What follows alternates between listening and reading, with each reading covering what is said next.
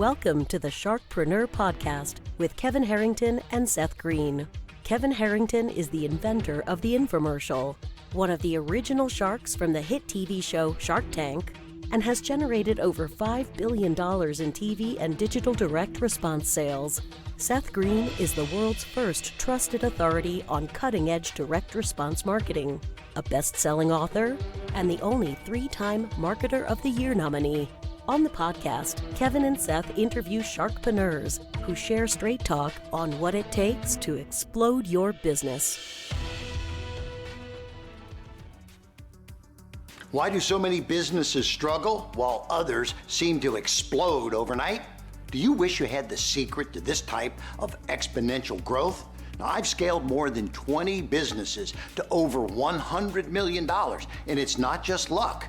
In my new book with Mark Tim, Mentor to Millions, you'll learn the repeatable framework I use in all my business ventures for massive success. Order at kevinmentor.com and get over $1,000 in bonuses. Head to kevinmentor.com. Welcome to the podcast. This is your co-host, Seth Greene. Today, I've got the good fortune to be talking to Professor Cris Rodriguez, entrepreneur, marketing expert, agency founder, and consultant. Cris is the founder of a thriving digital marketing agency, Grow Pro, that specializes in helping martial arts schools generate millions of dollars in sales, as well as the freedom they want in their business. Christina is a productivity queen and knows the hard work required in starting a business from the ground up. She runs 4 businesses and has built a 7-figure empire while being a wife and mother. Cris, thanks so much for joining us. Hey, Seth, I appreciate it. Great intro, man. That pumped me up. Thank you. Awesome. All right. Well, let's go back in time a little bit. How did you get started? Yeah, my mom did judo in the Bronx when she was a kid and always talked about how much she loved it. And when I was a kid, decided it was March 15th, 1993, the very first day I stepped on the dojo floor. And it was literally a day, right? There's moments in our life that can forever change the trajectory of it. And that was the day for me. So I've been a martial artist since I was 8, fell in love with it. Only job I've ever had, with the exception, one summer I worked at Chuck E. Cheese and I had to dress up as the rat for $5.50 an hour. It was that summer that I realized I wanted to be an entrepreneur. I wanted to open up my own martial arts school. And back in 2012, I launched my martial arts school. It's a Brazilian jiu-jitsu school. And, I've had it for almost 10 years now. And that was kind of the first entrepreneurial journey that I had, and fell in love with it. And now I just really enjoy building businesses and really giving opportunities to others on the team.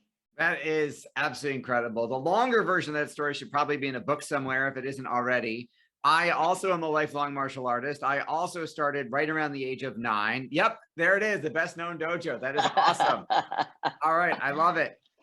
So let's talk about the dojo first. You are in a traditionally male-dominated industry. How did you, and you're doing Brazilian jiu-jitsu, which, I've studied, but not as long as you, obviously. I'm a Krav Maga guy. Awesome. But how did you differentiate yourself from all of the other, not only regular dojos, but obviously Brazilian Jiu-Jitsu has become incredibly popular over the last 20 years with the UFC and all that stuff. So how did you differentiate yourself to make the dojo successful? And then we'll talk about the rest.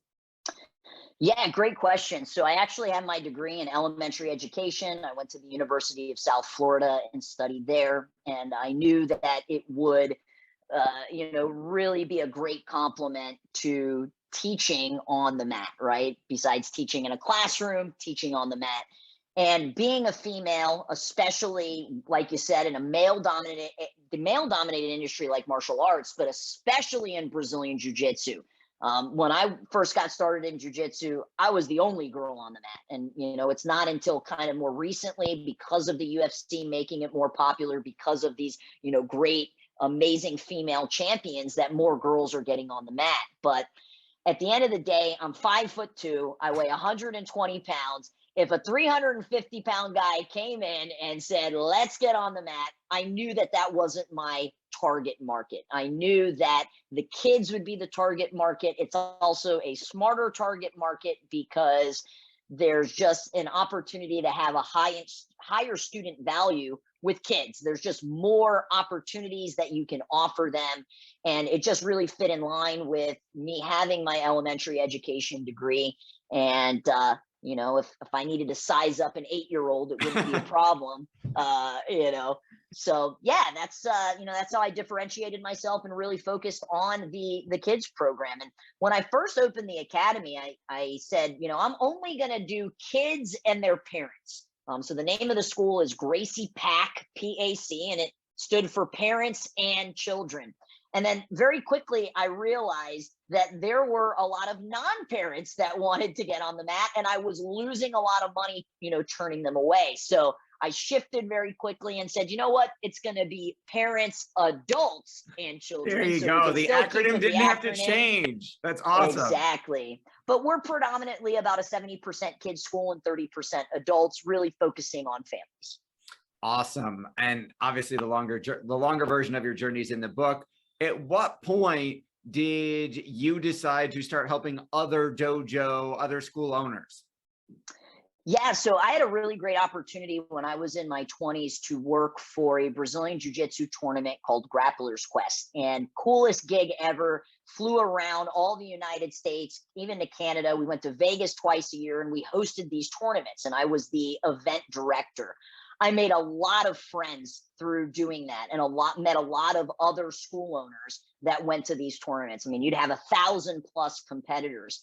And this was also when Facebook was starting to get popular. So they would see me post pictures of my kids programs. And in Brazilian Jiu-Jitsu, most schools are not heavily dominated in kids. They're predominantly adults. So they were saying, Chris, how did you do this? How did you grow this huge kids program? Because they saw me sharing it on social media. And, you know, I knew that I couldn't wear all the hats. I tried to wear all the hats for a while in my business. You get burnt out. So I started developing, you know, what I consider a rock star team. And once I got them in place, then I started sharing with other school owners how I was able to grow a kids program. And I did that at first through online courses. I'll never forget. It's Black Friday back in 2017. I launched the Perfect Kids Jiu-Jitsu class course, and I woke up to Stripe going bring, bring, bring, and it was sale after sale after sale. I was down in Del Rey visiting with family and literally making thousands and thousands of dollars, and I wasn't even at my school. And I was hooked on digital marketing and online coaching since then.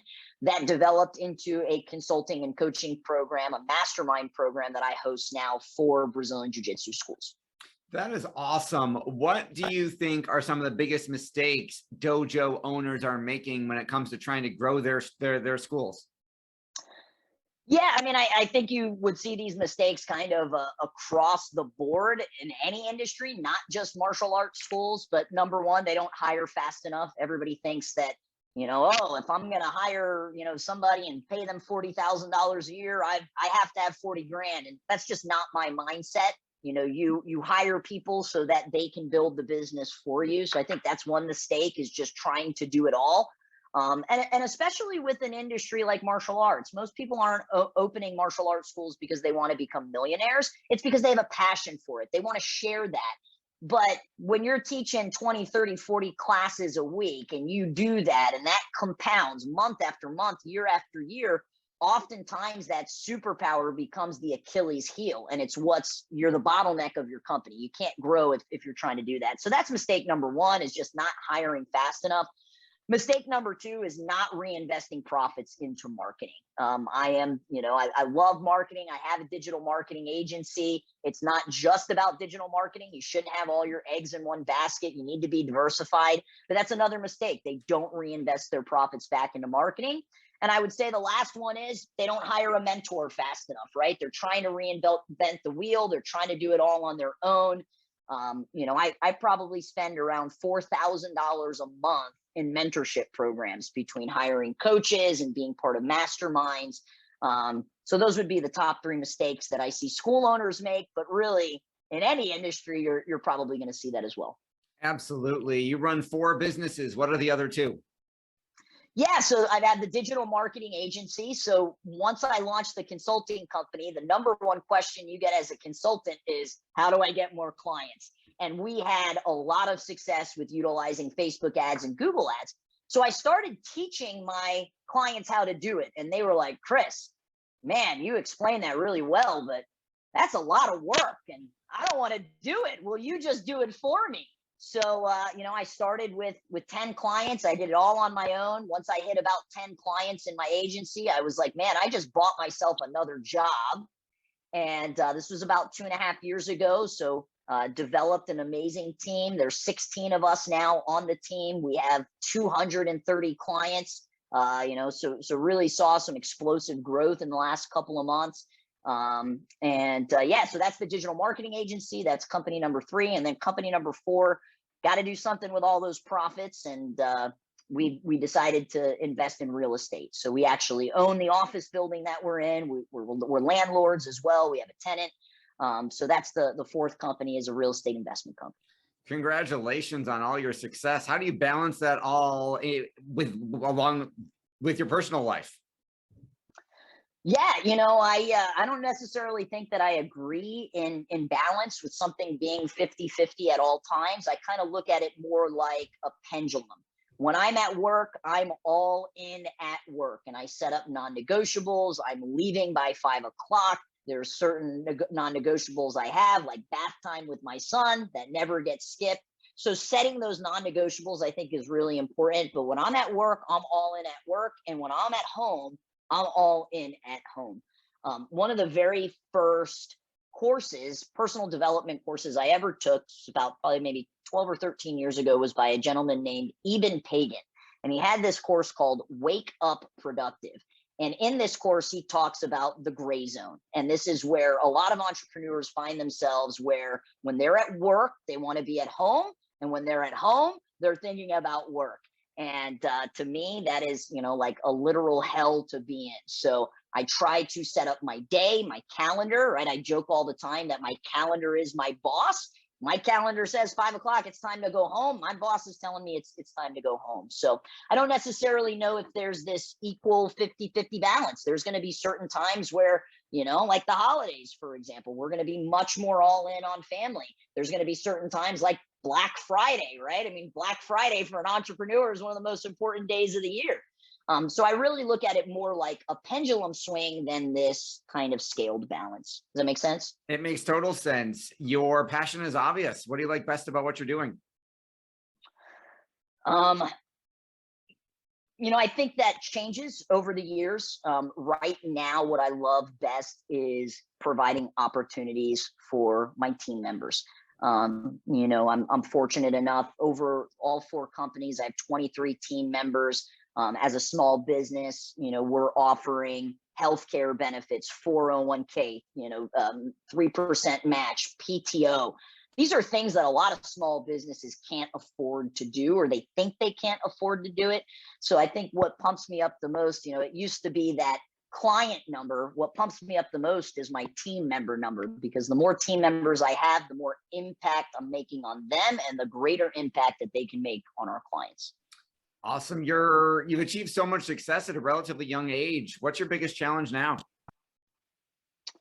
I think it's shiny object syndrome. I think that a lot of entrepreneurs struggle with that. I am the visionary in my companies. I'll have a new idea every day. We actually just launched an apparel company, a clothing apparel company. I know nothing about it, but I had this idea.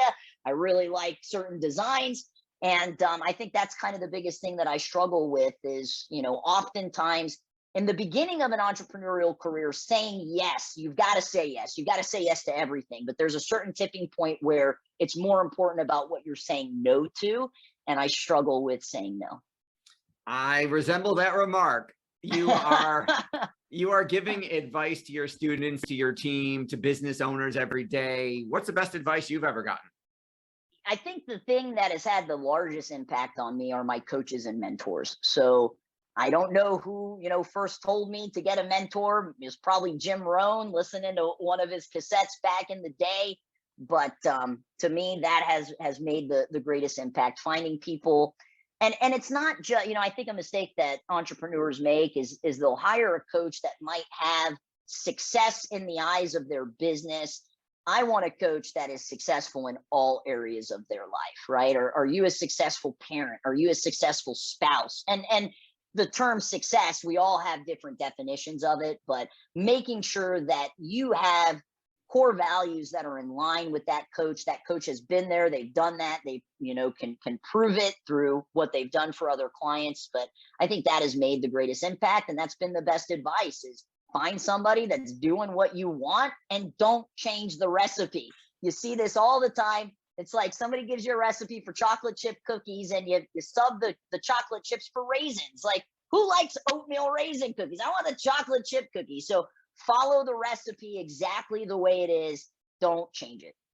Awesome. Great advice. Fantastic interview. Amazing story. For our folks who are watching and listening, where is the best place for them to go to get the book and learn more about you? Yeah, growproagency.com. You can grab the book. It is a niche specific book, meaning, I talk about what I call the 7 levels of marketing and how to implement it in a martial arts school, but marketing is marketing at the end of the day. And it's definitely relevant across all industries. Awesome. Well, this has been Seth Greene with Cris Rodriguez. Cris, thank you so much. Awesome interview. I appreciate your time. Thank you. Thanks everybody for watching or listening. We'll see you or talk to you next time. Do you need money to fund your idea, product, or service? Are you ready to take your business to the next level, but need capital to get it done? Kevin Harrington has heard more than 50,000 pitches and knows how to help you make the perfect pitch to get the funding for your entrepreneurial dream. He's distilled the process down in his perfect pitch cheat sheet, and it's yours for free. Just text PITCH to him right now at 727-888-2100. Text PITCH to 727-888-2100 right now and claim your free perfect pitch cheat sheet. Text PITCH to 727-888-2100 to start funding your dream today. This show has been produced by Market Domination, LLC. To discover how you can have your own show completely done for you and turn it into a real published book and become the authority in your marketplace, go to www.marketdominationllc.com/podcast offer.